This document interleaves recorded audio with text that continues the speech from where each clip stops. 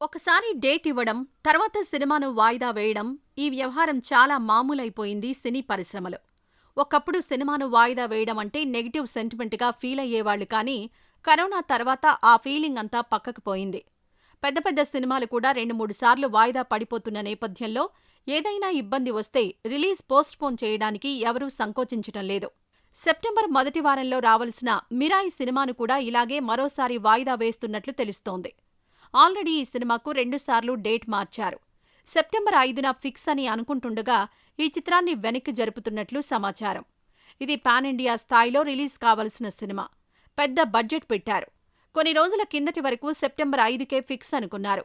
Hero Teja సజ్జా promotional ఇంటర్వ్యూలు కూడా మొదలుపెట్టాడు. కానీ ఇప్పుడు సీన్ మారినట్లు తెలుస్తోంది. రిలీజ్ డేట్ అనుకూలంగా లేదా, లేక ఆ సమయానికి సినిమాను రెడీ చేసే పరిస్థితి లేదా అన్నది తెలియదు కానీ సినిమా అయితే సెప్టెంబర్ 5న రాదని సమాచారం. ఇక అదే రోజుకు షెడ్యూల్ అయిన అనుష్క సినిమా ఘాటీకి కలిసొచ్చే విషయమే. ఆ సినిమా కూడా 2, 3 సార్లు వాయిదా పడి సెప్టెంబర్ 5కు ఫిక్స్ అయింది.